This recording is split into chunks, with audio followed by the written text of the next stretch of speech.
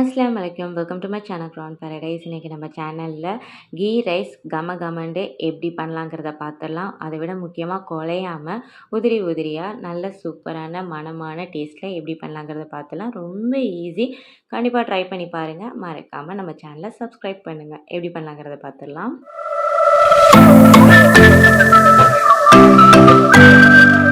2 குழிக்கரண்டி அளவுக்கு எண்ணெய் எடுத்திருக்கேன். அதே அளவுக்கு நான் நெய்யும் எடுத்திருக்கேன். இப்போ அதில் ஒரு பெரிய பட்டை, 2 கிராம்பு, 2 ஏலக்காய் உங்களுக்கு தேவைக்கு ஏற்ப நீங்கள் சேர்த்துக்கோங்க. கம்மியாக சேர்த்தாவே நல்ல வாசமனமாக இருக்கும். நல்ல ஒரு பெரிய பல்லாரி வெங்காயம், அது கூடவே ஒரு பெரிய சைஸ் உள்ள ரம்பை இலையை சின்ன சின்னதாக கட் பண்ணி சேர்த்துருக்கேன். அடுப்பை லோ ஃப்ளேம்லேயே வச்சுக்கோங்க. லேசாக அப்படியே வதக்கி விடுங்க. ரொம்ப வதங்கணும்னு அவசியம் இல்லை. லைட்டாக வெங்காயம் வதங்கினா போதுமானது. இன்னும் நல்லா வாசமனமாக இருக்கிறதுக்கு சும்மா கொஞ்சோன்னு நான் பெருஞ்சீரகமும் சேர்த்துருக்கேன். இது ஆப்ஷன் தான். வேண்டாம் ஆட் பண்ணிக்கோங்க, இல்லைன்னா ஸ்கிப் பண்ணிக்கோங்க. பட் ஆட் பண்ணிங்கன்னா ரொம்ப நல்லா வாசமனமாக இருக்கும்.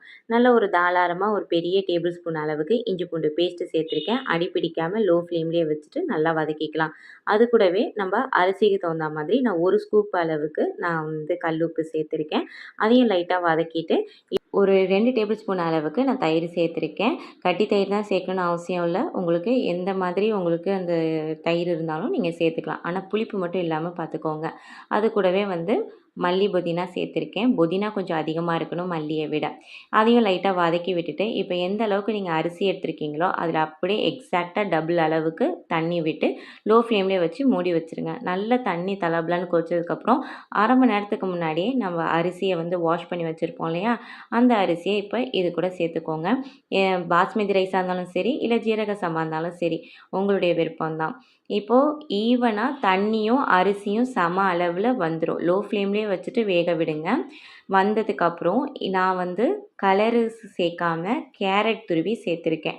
கலர் இப்போ அவாய்ட் பண்ணுறது பெட்டர் இல்லையா, ஸோ அதனால் கேரட் சேர்த்துருக்கேன். கேரட் சேர்க்கும் போது உங்களுக்கு இன்னும் டேஸ்ட்டாகவும் இருக்கும், அதே சமயம் வாசமாகவும் இருக்கும், நல்ல கலரும் இறங்கும். கேரட் சேர்க்க உங்களுக்கு விருப்பம் இல்லைன்னா நீங்கள் அன்னாசி பழம் கூட சேர்க்கலாம். அதுவும் நல்ல டேஸ்ட்டாக இருக்கும். உங்களுக்கு அந்த அரோமாவும் நல்லாயிருக்கும்.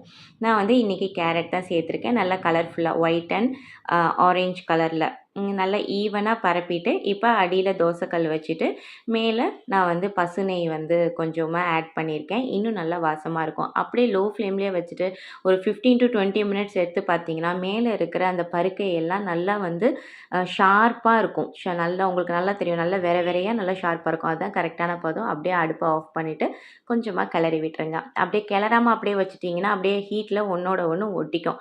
ஸோ அதனால் லைட்டாக உடையாமல் கிளறி விட்டு அப்படியே அது கூடவே ஒரு மட்டன் ஆனமோ இல்லை சிக்கன் ஆனமோ சேர்த்து சாப்பிட்டு பாருங்கள். அட செம்ம டேஸ்ட்டில் இருக்கும். கண்டிப்பாக ட்ரை பண்ணி பாருங்கள்.